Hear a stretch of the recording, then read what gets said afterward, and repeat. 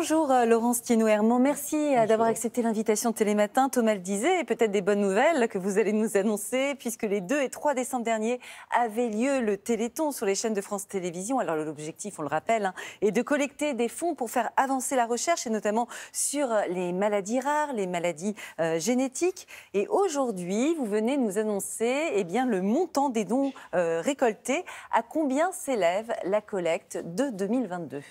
Alors, la collecte finale 2022, 90 839 067 €. Mais c'est énorme. C'est plus de 90 millions d'euros. Mais dites-moi, c'est supérieur aux 2 années précédentes, c'est ça ? Oui, c'est supérieur aux 2 années précédentes. C'est la meilleure collecte depuis 2016.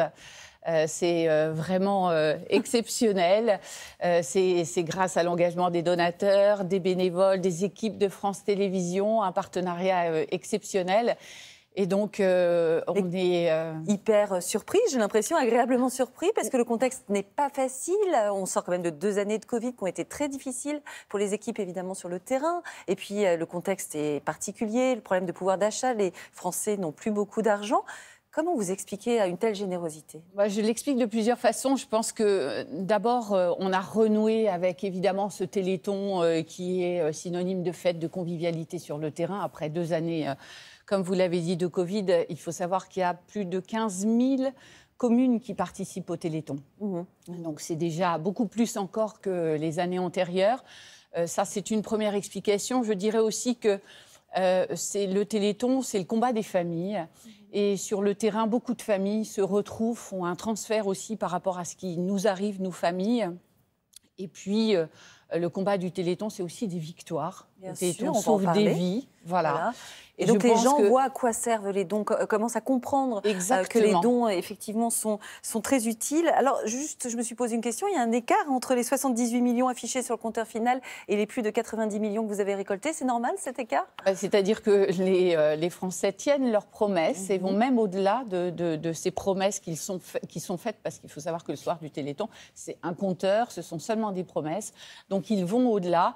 Et je pense que ce qu'ils voient pendant les 30 heures du Téléthon, les résultats, ils voient aussi qu'on tient en tant que AFM Téléthon, Association de malades et de parents de malades, nos promesses, et donc ils vont au-delà de leurs promesses. Alors, est-ce que vous pouvez nous rappeler à quoi vont servir ces fonds ? Il y a 3 axes principaux, guérir, aider et communiquer, c'est bien ça ?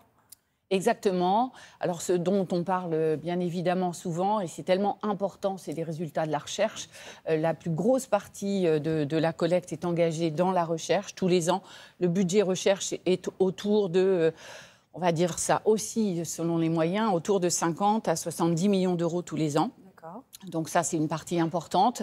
Une partie d'aide et d'accompagnement des malades et des familles, parce qu'on sait quand on est concerné par ces maladies rares particulièrement invalidantes, il y a besoin d'être accompagné au quotidien. Et donc, on a des équipes qui accompagnent les malades et les familles dans leur parcours quotidien.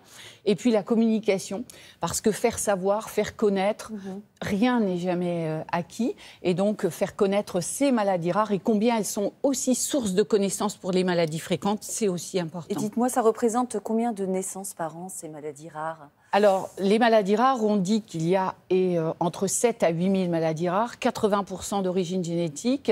Ça veut dire aussi 3 millions de personnes qui sont concernées par ces maladies rares en France.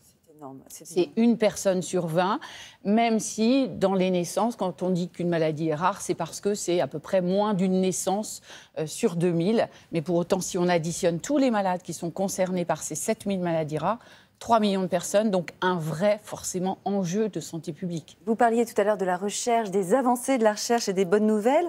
Est-ce qu'à l'avenir, dans quelques années, un enfant atteint d'une maladie rare pourra avoir une vie normale s'il est pris à temps ?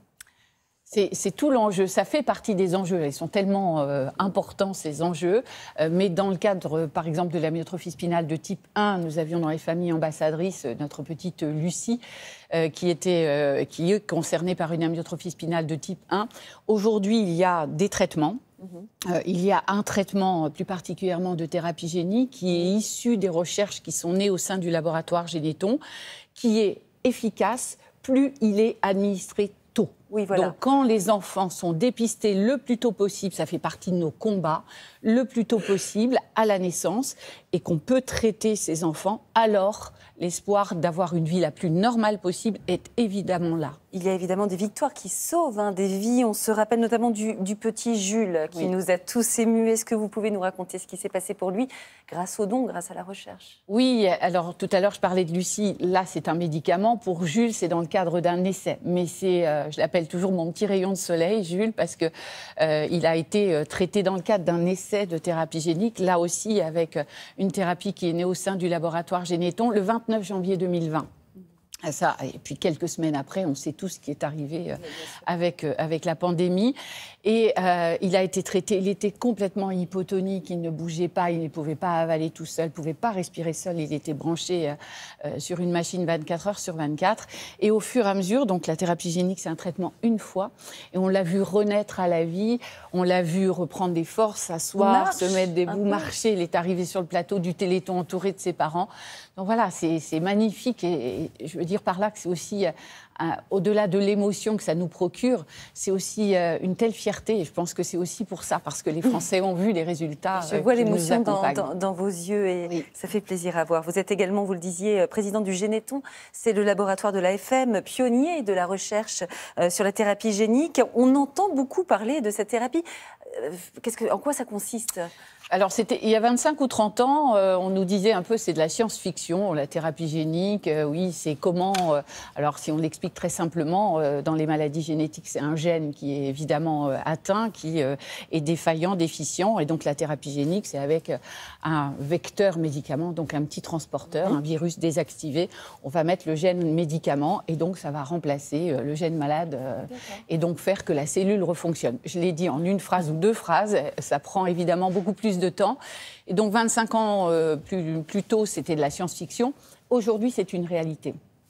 Aujourd'hui, il faut savoir qu'il y a plus d'une vingtaine de médicaments de thérapie génique pour des maladies rares, mais pas seulement. Quand on parle des cellules CAR-T dans le cancer, c'est bien issu de la stratégie thérapeutique, par exemple, des thérapies géniques dans les bébés bulles. Donc, vraiment, c'est une vraie révolution, et on a eu raison de s'engager, pas seulement, parce qu'on ne poursuit pas que des recherches en thérapie génique, mais de s'engager fortement dans cette voie. Eh bien, merci beaucoup, Laurence Sienno-Hermand. Je rappelle que vous êtes présidente de l'AFM, l'association française contre les myopathies. Merci d'avoir été notre invitée. On rappelle que le dernier Téléthon a permis de récolter plus de 90 millions d'euros de dons. Mais il y a encore du chemin pour les avancées de la recherche. Alors, on se donne rendez-vous pour le prochain Téléthon. Ce sera les 8 et 9 décembre prochains. Merci beaucoup. Merci à vous. Je vous ai écouté, j'ai envie d'appeler le 3637, mais il ne répond plus en ce moment. Non. En revanche, sur téléthon.fr, vous pouvez, c'est très simple, avec un petit clic, vous faites un petit don pour Jules, pour tous les autres, et parce que finalement, tout ça nous concerne tous, nous concernera tous un jour dans nos vies.